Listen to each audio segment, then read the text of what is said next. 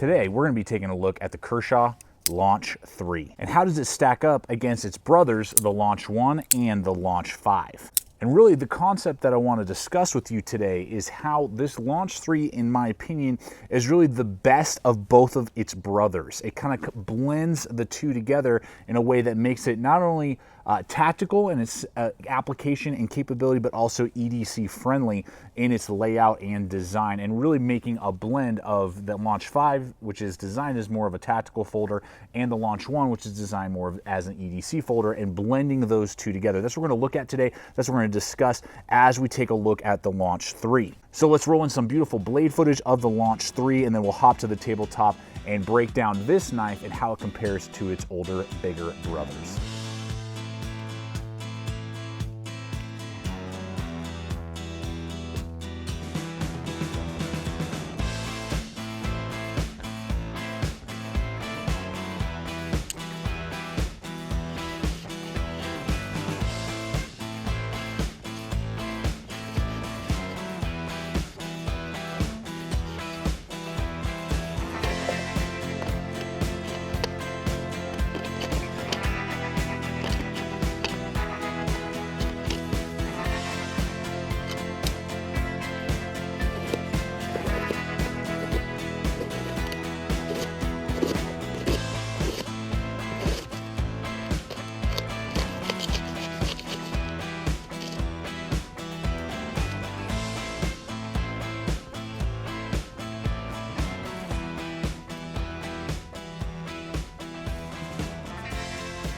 So to the business end of the blade here with that awesome blacked out coating on there. These other two have more of like a stone wash. Whichever one you go with is going to be awesome and hold up really well. The black is showing a little bit of scuffing, but it'll show about the same wear as like their stone wash or like acid wash that these two bad boys over here will also show. And so really quick as we run through here and begin to discuss and dive into, is this the best blend of the Launch series in my opinion? And what we're looking at first off is you're looking at like 3.3 inches overall blade length, 3 1/4 actual cutting edge, saber grind drop point design here, made in the USA at a CPM 154, which is definitely a step up over 154 CM. So it's CPM's take on 154 CM, and so it's a really good steel. Rust resistant, holds a great edge, easy to work with. I don't have a lot of difficulty running it on a ceramic rod, getting a nice sharpness back to, it's a stainless steel and it's more on the high end. So if you have to reprofile it, if you get some big chunk in it or something, yes, it's going to take some time to work with. It doesn't have quite the capability of most S30V steel. So like this Gerber propel down range. That is something to consider. S30V and S35VN will be slightly better, but this is definitely better than say VG10 or 154 CM. That's CPM 154. So just super classic. Love the drop point.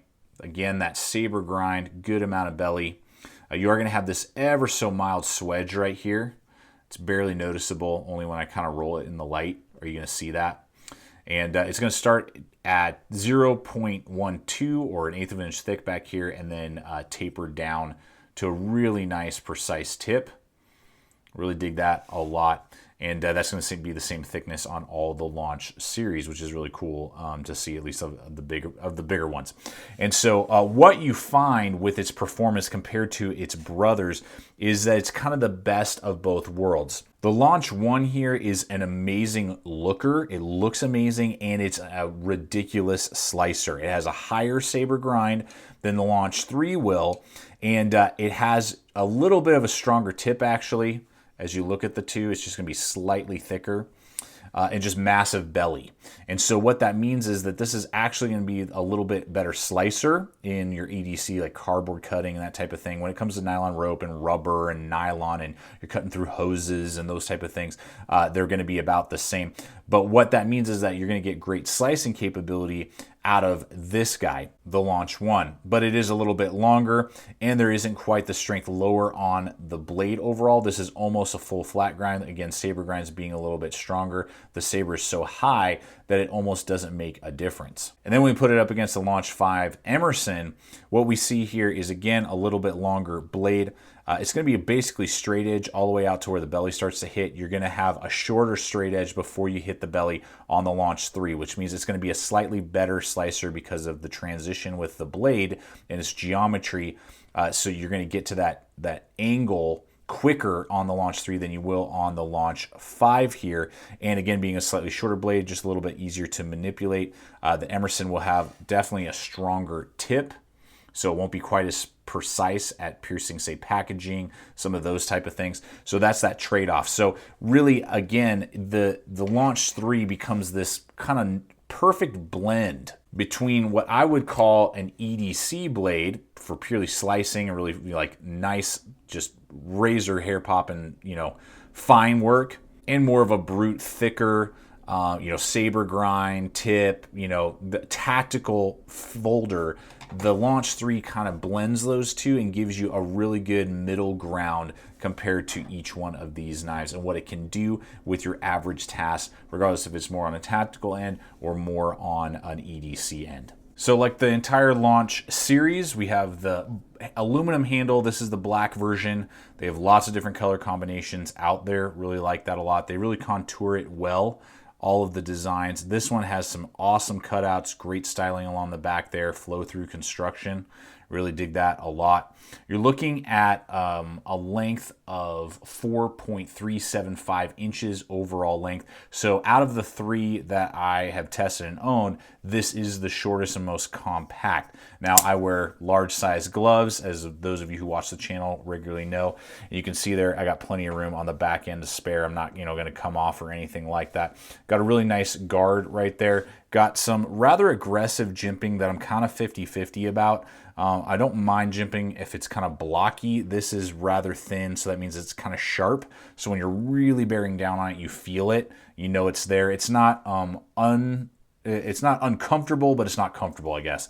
I would have preferred to either have it blockier or just non-existent there like its brothers. So that would be my one critique there. This is going to be the lightest at 3.5 ounces out of all three of these. So that's another aspect to consider as well. Whereas you're looking at like 5.1 inches and you're looking at like 4.1 ounces, I believe, on the Launch 4. And then the Launch 1, you're looking at 4.675 inches overall length, and then you're looking at like 3.95 ounces, so basically 4 ounces on this one. So this will be the most compact and the lightest weight. And going off of these two handles here, what is awesome is that with how lightweight it is and the contouring and the nice guard that they give us right here and the jimping, it does give us a lock-in and a lock-up and ergonomics that you're not going to get, say, with the Launch 1 here. Now, this is a little bit more contouring. There's no jimping to worry about. I feel like it does fill out my hand a little bit more, but I have no guard here to really keep me locked into place. It would be pretty easy for me to slide up and hurt myself and injure myself on that if I was doing some sort of stabbing or, just really bearing down. It could happen. Probably won't, but it's a sense of peace of mind that the Launch 3 down here offers you with that guard and jimping that you're not going to get, say, with the Launch 1. And then in contrast to the Launch 5, which again is way more tactical, you have this nice, way less aggressive jimping right here. So it's not going to bite in when you're bearing.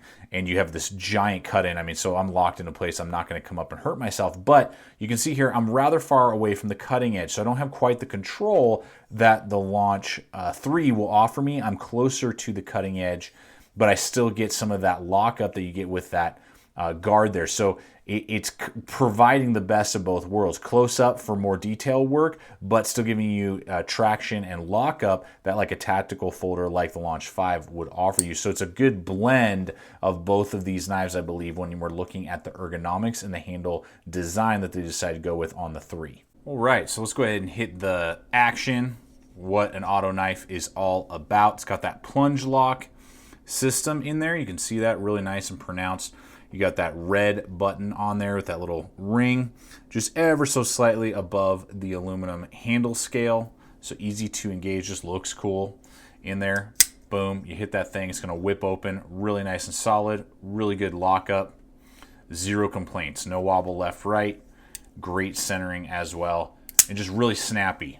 Of the autos I have tested to date, this is the launch series is, I would say, the fastest, which is really nice to see. I've tested the launch series, I've tested some Gerbers, and I have tested 1 or 2 Benchmades, and this just seems to be the snappiest. So the launch series, so very similar to its brothers in that sense, and some of the launch 5s will have a red circle on there. This one just matching that gray handle does not. So good plunge lock, good locking mechanism, easy to deploy and engage and disengage. So one of the biggest selling points for me of the entire launch series, and why I went out and purchased these to begin with for my very first auto knives when the ban was lifted in my state of Colorado, was because of the value to performance. I'm getting an auto knife, I'm getting USA made CPM 154 steel, but all of these knives come in at $100 or less, which is totally awesome. Now, the Launch 3 is gonna come in at about $90 as the average going right over at Blade HQ. We will have links over to Blade HQ. When you guys use those hyperlinks, it helps me get out there, purchase gear, just like many of the items that you see here, including these two today. When you guys use those hyperlinks, as we've recently started a partnership with Blade HQ, and when you guys use those links, we get a small kickback, and it helps me to continue to make these videos for you guys and continue to produce honest feedback and videos. So thank you so much for using those hyperlinks that we'll offer in the description below. So $90 for the 3, and then you're looking at about $100 for the 5 and the 1, and all of the launch series are going to come in right in that general, like, some can go as low as 70 all the way up to like 105, depending on color combinations, time of year, sales, not sales over at Blade HQ. But that's where I purchased these two. And Kershaw did send us over the Launch 3. I purchased the Launch 1 and the Launch 5 myself. And after having communicated with Kershaw, they saw what was going on with these two. I said, yeah, I really want to look at the 3 and see how it compares. They sent that over to us so that I could give you guys an honest, full review, so you guys have a good data point to decide whether or not this one or these other ones are the better tool for you. So this will be the most boring part of the comparison and of this video, the pocket clip. Decent pocket clip. It's nothing to write home about. It's not terrible, and it's not the best I've ever seen. We're getting a strong pocket clip, blacked out, which is always good. It's the exact same that you're going to see on the entire Launch series. It's got some good retention there, but on the aluminum body, it's able to slide into your pocket, hold with the retention, but not thrash the pocket and really destroy it like G10 would. You are going to have about 1 inch sticking up out, maybe 3/4 of an inch, so you can pinch it with your finger, pull it out. It is ambidextrous, right or left, and with the action, a lefty could easily operate this tool, close it up, no problem. They just would be using their index finger instead of their thumb when deploying and closing up the blade, but other than that, totally ambidextrous. And there is a flow-through piece back here with a huge space between the cutting edge and then this upper portion right here, so you could run paracord as long as you made it nice and tight right back here for a lanyard hole as well. Tip up only right or left, very similar to what you're going to get with the entire Launch series. So there you have it, folks. That's my opinion on this knife. It's the most practical of the 3 that we've tested and reviewed here at the channel, and of course giving you great quality, design features, and just all the materials that this USA made auto Kershaw is producing. Is it my favorite Kershaw? No, it's not. It's a really hard toss-up, but I think the Launch 1, this guy right here just has such elegance and performance for more what I'm usually looking for, that this would probably be my favorite. But if you were to ask me, hey, what's really the most practical design launch that I've tested and reviewed, it's going to be the Launch 3. It blends the best of both worlds. So I hope this video has helped you guys out decide what launch is the best one for you. Are you a practical person, which a lot of you are, including myself sometimes, or are you maybe looking for something a little more dialed in, either tactical or EDC specific? That's what I hope to do here in this video for you today. Folks, thank you so much for coming over here, checking the channel out. Please subscribe, comment, like, share this video. Love to hear you guys' thoughts. Any questions you have, I'll answer in the comments below. Please check out our social media as well. Instagram, Facebook, we're posting up stuff every single week, every single day almost, on those aspects to just give you updates about what's up and coming. Maybe if, you know, cool links and different things that I may never get around to doing videos with. It's a great way to see other sides to the channel. And finally, guys, always remember, stay equipped, stay prepared, and we'll see you out there.